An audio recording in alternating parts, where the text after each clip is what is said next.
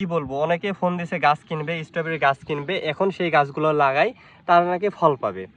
আমি তাদেরকে ফোনে বলছি, মেসেজে বলছি যে ভাই এখন সিজন শেষ, এখন গাছ লাগালে ফল পাবেন না। তো তারা কোনোভাবে তাদেরকে বুঝাইতে পারছি না। অনেকে তো গাছ কিনছে, গাছ কেনার পরে ফোন দিছে, বলছে যে ভাই গাছ কিনে ফেলেছি, এখন গাছগুলো কি করব। আসলে ভাই আপনাদের সবসময় আমি সত্য কথা বলি, যেটা সত্য সেটাই বলি, কেউ গ্রহণ করুন বা না করুন। যে এই গাছগুলোতে দেখছেন, এই গাছগুলোতে অনেক ফল আসছে মাশাআল্লাহ। এই ফলগুলো এখন সিজন শেষ, হয়তো বা আর 10 থেকে 15 দিন এই গাছ থেকে হারভেস্টিং করতে পারবো, এরপরে এই গাছগুলো অটোমেটিকলি মারা যাবে।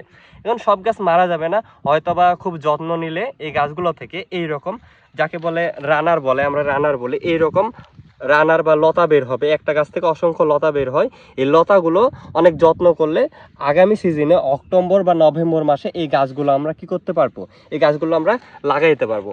আমি যদি এই গাছটা অনেকজনকে ফ্রিও দিই, গিফট করি এমনি এমনি, তারপরে আপনারা এই মাতৃ গাছ এখন নিলে বা এই গাছটা নিলেও খুব একটা বেশি লাভ করতে পারবেন না, কারণ এই গাছটা আপনি হয়তো বা যত্ন করে রাখতে পারবেন না, কিংবা এটা মরে যেতে পারে।